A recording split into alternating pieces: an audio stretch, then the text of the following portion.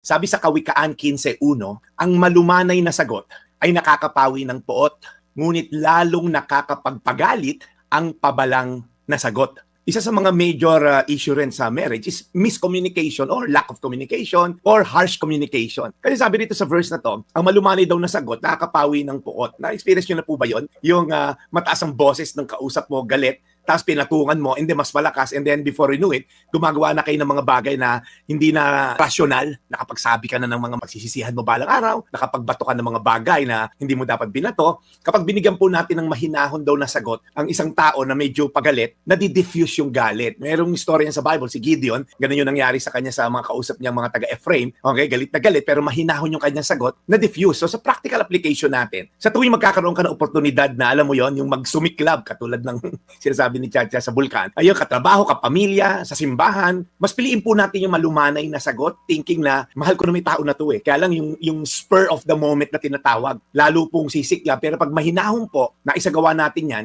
mas magiging maganda yung takbo na usapan. Pangalawa, nakakapagpagalit daw kasi yung matalim na pananalita, nakakapagdagdag daw po ng galit. Kapag galit tayo, hindi na tayo nag-iisip kung ano na lang yung basta sabihin natin. At oftentimes, kung masakit yung nasabi mo sa anak mo, okay na kayo physically, nakaakbay ka na sa anak mo, pero emotionally, kakargahin pa niya yon many years to come. So bago magsalita, tanongin mo yung sarili mo, makakatulong ba itong sasabihin ko? Lalo makakagulo. At ang pinakamagandang ehemplo as we end, walang iba kundi si Jesus. Nung siya po'y nasa krus ng Kalbaryo, naalala niyo po, he could have shared or said mga matatalim na salita sa mga taong nangungutya sa kanya, pero nanatili siya natahimik nung hinuhusgahan siya ni Poncio Pilato at sa krus ng Kalbaryo, sabi pa niya sa Ama, ang panalangin niya, patawarin niyo sila Ama, hindi nila alam ang kanilang mga pinaggagawa at pinagsasasalita. So I think, pagka alam mong secure ka as a person, pag alam mong hindi totoo yung sinasabi ng tao, pag alam mong sumisiklab yung kausap mo, yung composure mo, i-maintain mo because mas maganda po ang magiging takbo ng relasyon nyo if we know how to control our tongue. Kawikaan 15:1, ang malumanay na sagot ay nakakapawi ng puot, ngunit lalong nakakapagpagalit ang pabalang na sagot.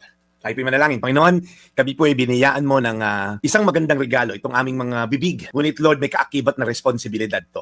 Magagamit to sa maraming bagay, magagandang bagay, pag-call ng attention ng mga ibang tao na gumagawa ng masama o may kasalanan. Pero Lord, pag ginamit namin to upang makadagdag ng poot at galit at magmura, makapagsabi ng mga bagay na maaaring wala namang katotohanan, Lord, ito ay hindi maganda. Tulungan niyo kami, Lord, to have self-control. Sabi mo nga sa Book of James, ang dila raw namin, ang bibig namin ay parang isang spark ng apoy na kayang sumunog ng isang malaking kagubatan. So Lord, salamat po sa inyong kabutihan. Binibigay yung self-control sa bawat isa nakikinig ngayon. Nawa ay maging lesson to sa bawat isa sa amin. In Jesus' name, Amen. Today's Reflection with Pastor Jeff Eliscopides.